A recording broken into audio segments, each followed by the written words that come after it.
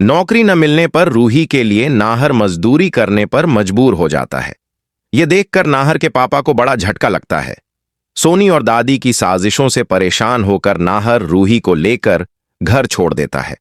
नाहर के इस फैसले से दादी के होश उड़ जाते हैं, क्योंकि उसने सारी चालें रूही को हराने के लिए चली थीं, लेकिन यह चाल उसी पर भारी पड़ जाती है। सोनी खुश होती है, क्योंकि वह चाहती थी कि नाहर खुद ही सुमेर के लिए घर और जायदाद छोड़ दे।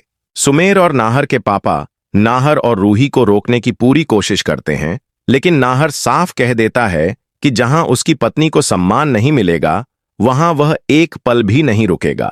वह रूही से वादा करता है कि वह नौकरी ढूंढेगा। दोनों एक किराए के कमरे में चले जाते हैं, जो बहुत गंदा होता है। रूही सफाई में लग जाती है और नाहर काम की तलाश में निकल पड़ता है। वह अपनी डिग्री और अनुभव दिखाकर कई जगह इंटरव्यू देता है, लेकिन हर जगह से इनकार मिलने पर चिंतित हो जाता है कि घर का खर्च और राशन कैसे चलेगा। उधर दादी को अपनी चालों पर पछतावा होने लगता है, लेकिन सोनी ऐसे बर्ताव करती है जैसे कुछ हुआ ही नहीं। वह सुमेर से कहती है कि नाहर के जाने से अब सारा बोझ पापा पर आ गया है और उसे पापा का सहारा बनना होगा। यह सुनकर दादी गुस्से से भर जाती है और कहती है कि सोनी को सिर्फ सुमेर की चिंता है, नाहर किस हाल में है उसकी नहीं। दादी ऐलान करती है कि जब तक नाहर वापस नहीं आएगा, वह अपने बाल खुले रखेगी। घर वाले यह सुनकर घबरा जाते हैं और सब नाहर को ढूंढने में लग जाते हैं।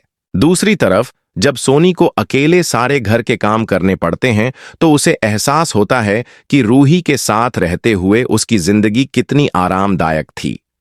जो ही प्रेग्नेंट होने की वजह से उसकी मदद नहीं कर पाती, इसलिए सोनी को दादी की डांट भी झेलनी पड़ती है। नाहर को जब कहीं नौकरी नहीं मिलती, तो वह मजदूरों के एक ग्रुप को देखता है और सोचता है कि आज शाम रूही के लिए खाना लाने के लिए उसे यही काम करना होगा।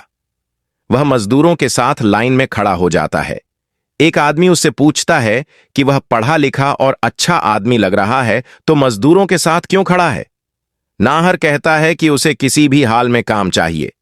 वह पत्थर तोड़ने के काम के लिए उनके साथ जाने को तैयार हो जाता है।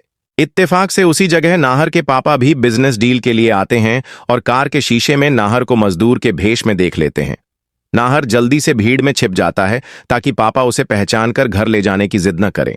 अगर आप भी चाहते हैं कि नाहर और रूही अपने नए घर में जिंदगी की नई शुरुआत करें और दादी व बाकी घर वाले उन्हें ढूंढ न पाएं, तो इस वीडियो को लाइक करें और कमेंट्स में अपनी राय जरूर दें।